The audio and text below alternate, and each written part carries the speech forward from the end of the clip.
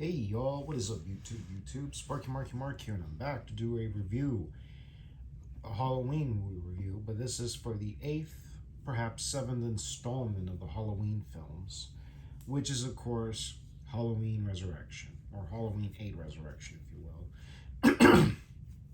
But all in all, so get to this point, it's a 2002 film taking place 4 years, but in the beginning of the film it's 3 years after the events of the previous story.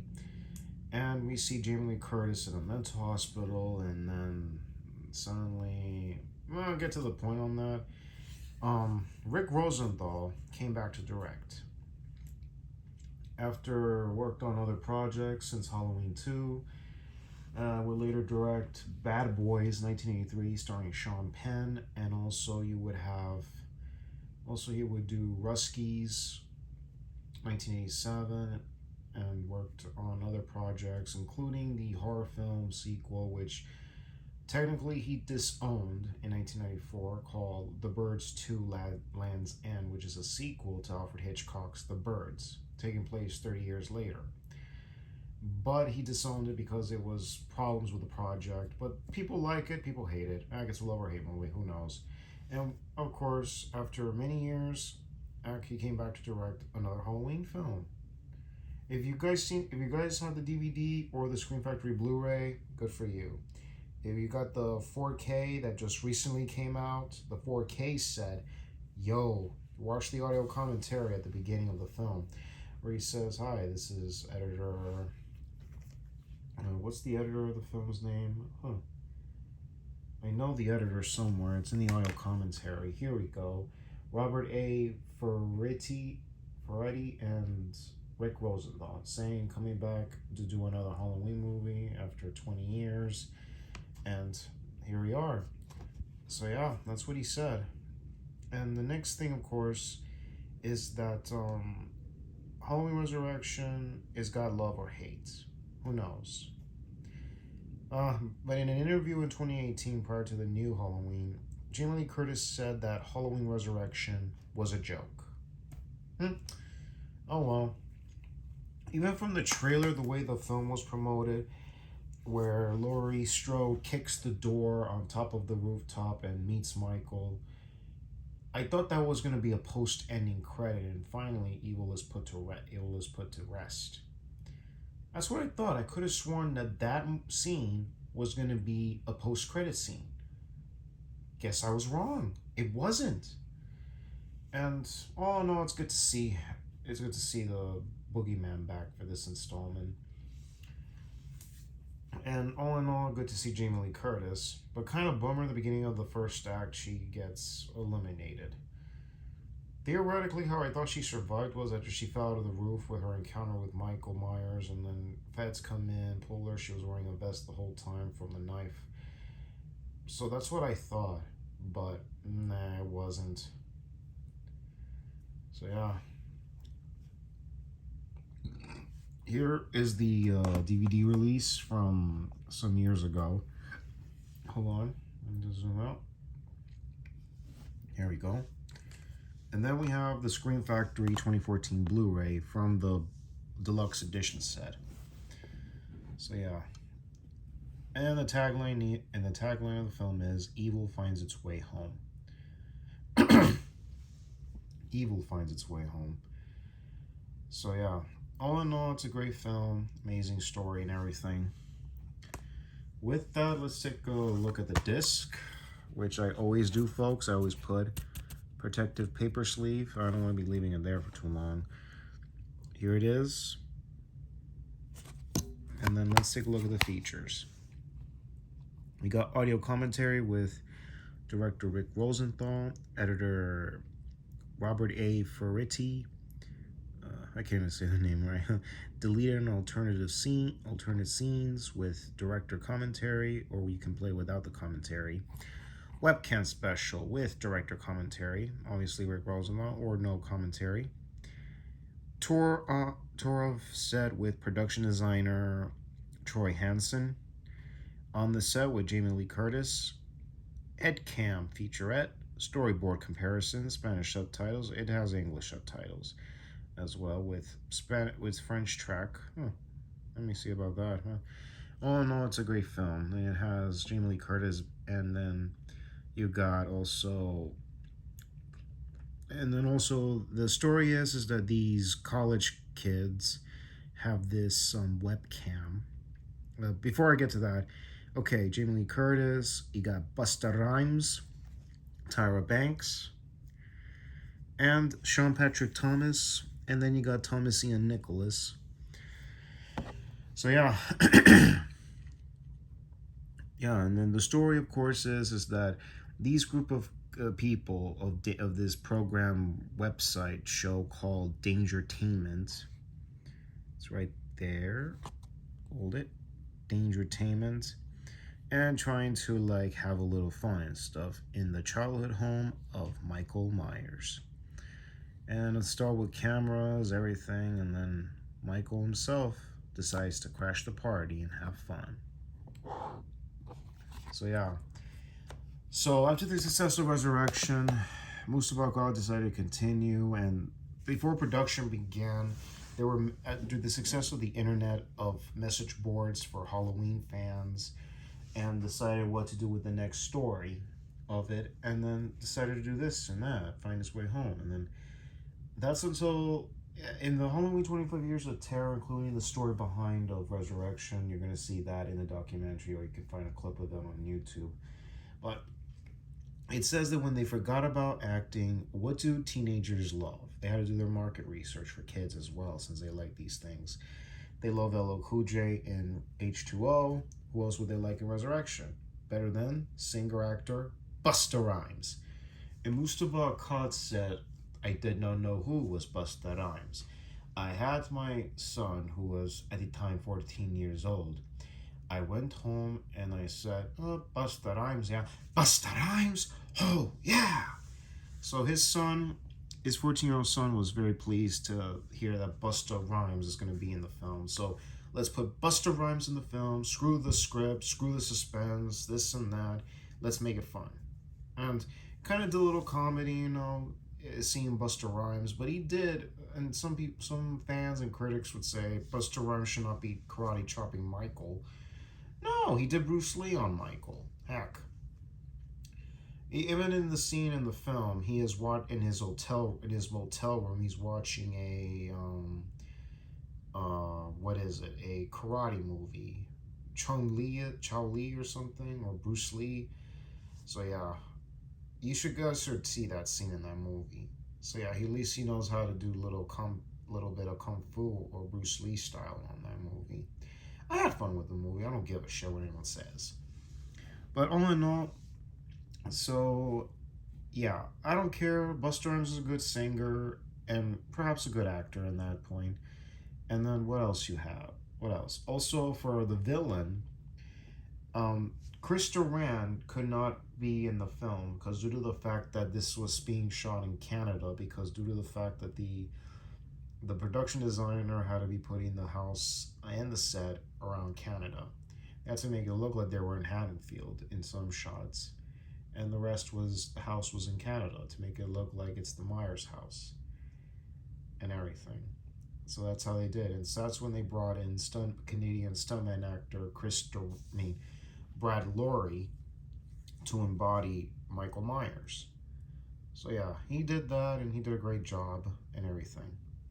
Also on the 4K, you do have a new interview with Donna Keegan, if I'm not mistaken, and also you have Gary Clayton, Donna Keegan's son. Donna Keegan is the Jamie Lee Curtis stunt double who she frequently uses in films during stunt doubles. For stunt doubles, actually. So yeah, her son Gary Clayton played Michael Myers in the alternate opening of Halloween Resurrection. But suddenly, that film got cut like 4 times, and also, they'd released the film in different countries with 4 different endings. Except we only got the one what we got, which was Michael Myers in the morgue, and then take the mask off, and what happens?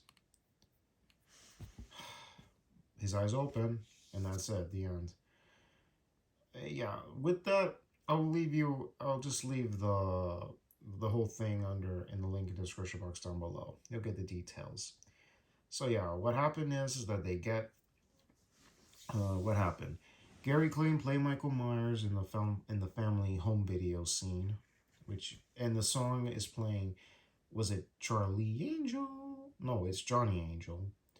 So yeah, and then young Michael turns and you see his face, and then there's the score, the dun dun dun dun, and then goes to the tunnel.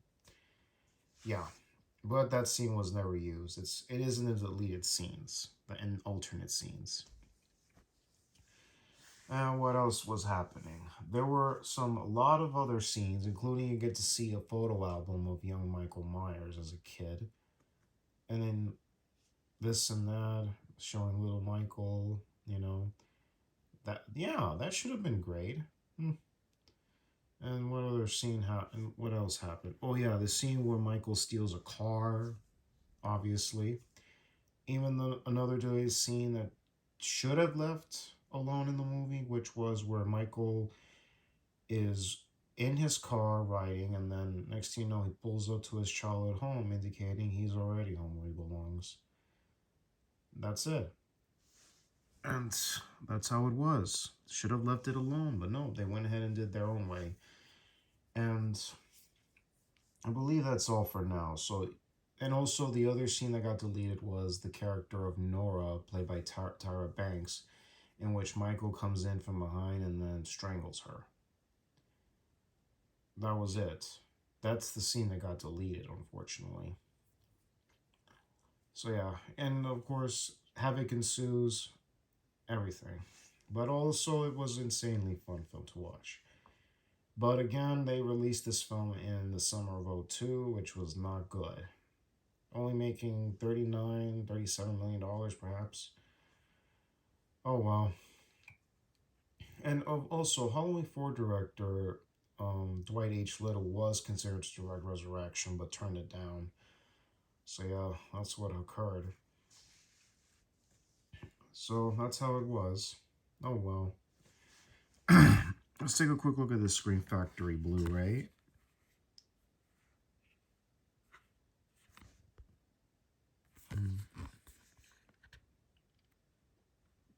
Mm-hmm.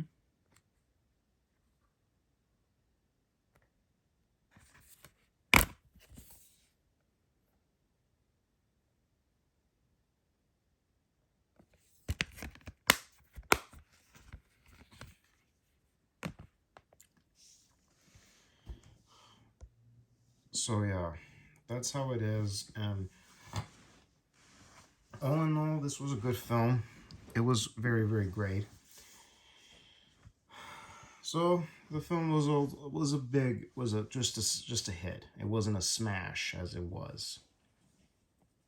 And considering this was fortunately the producer, the godfather of the Halloweens, Mustafa Kod. Hold on a second.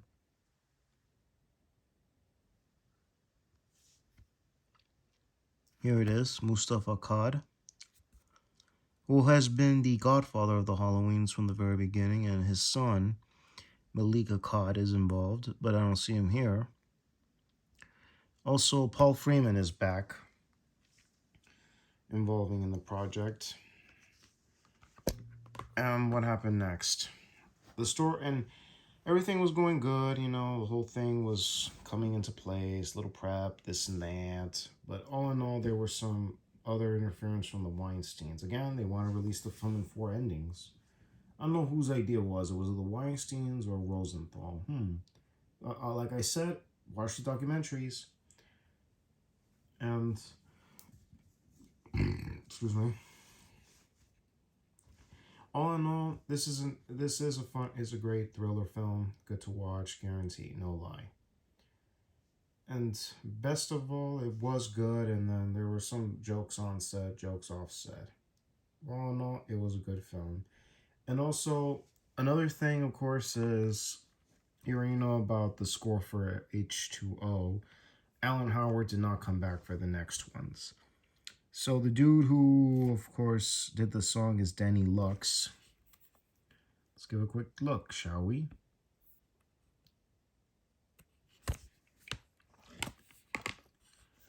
So let's see. He did soundtracks for some shows from The Good Wife, Sabrina the Teenage Witch, and Goliath.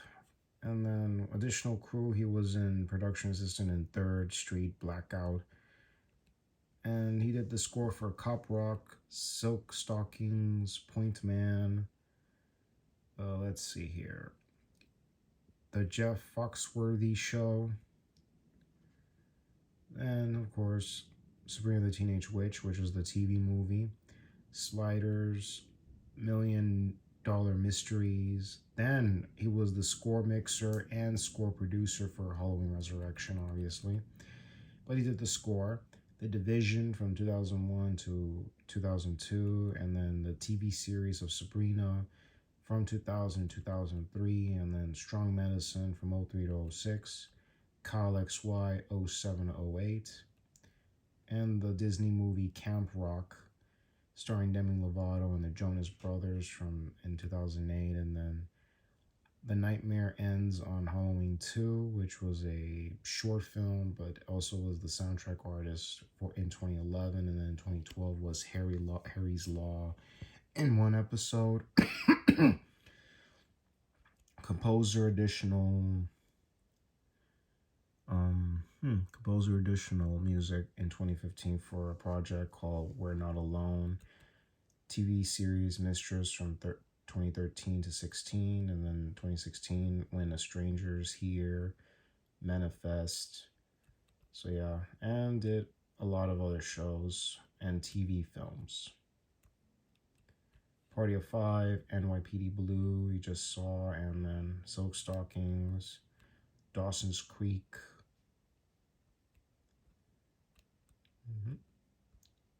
And a whole lot of other shows and films.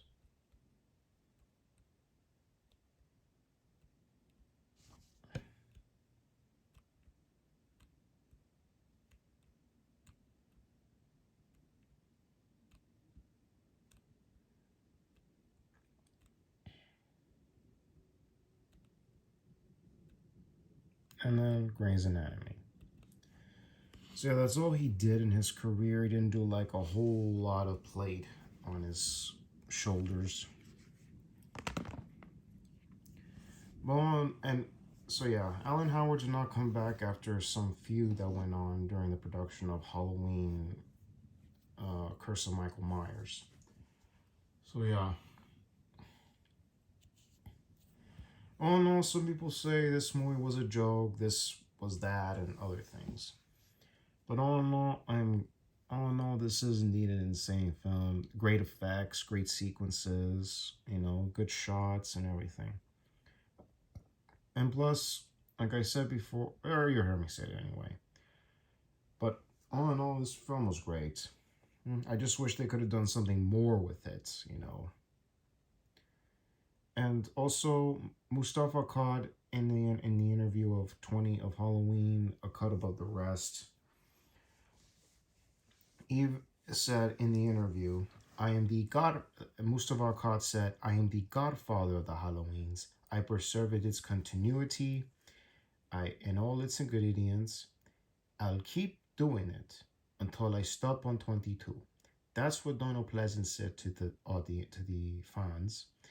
And to the press. Come on down, you're gonna keep doing these Halloweens? He says, no way, I'll stop on 22. So he liked to follow his advice. And he did. So and let's be clear, I wasn't aware of message boards in the late 90s, early 2000s. I know AOL was a thing, and cell phones were up the raves, and MP3 players, wow, and stuff. But kind of bummer in times I wasn't aware of that until I saw Halloween 25 Years of Terror. Some people leave their message boards or enter in the morning until 5 p.m. to see what fans are asking, what fans would like to see in the next Halloween installment. There would have been another, after this okay success of Resurrection, there were talks about a other one called Homecoming.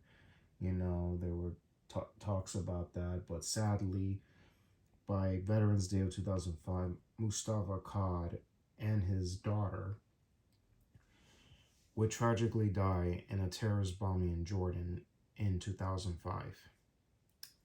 He was only 75. So yeah, I was shocked, like any other horror fans, including that knew the Godfather of the Halloweens.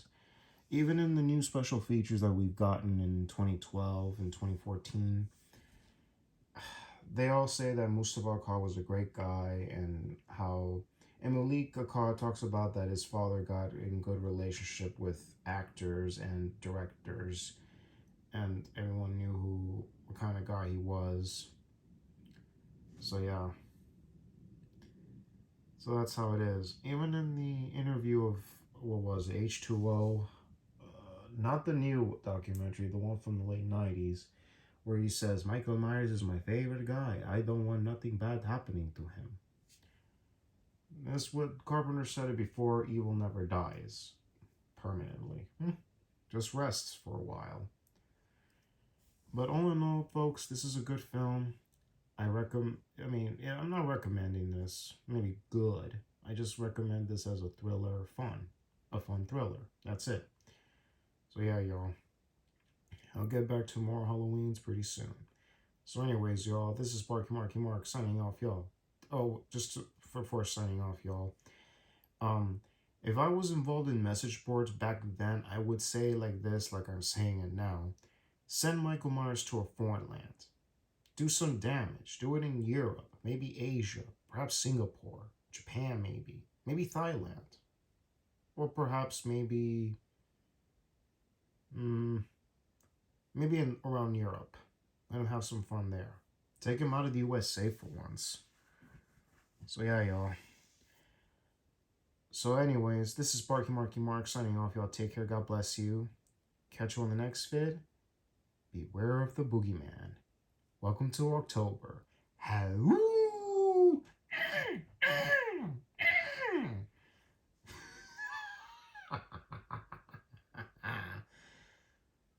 Watch out for the booger man.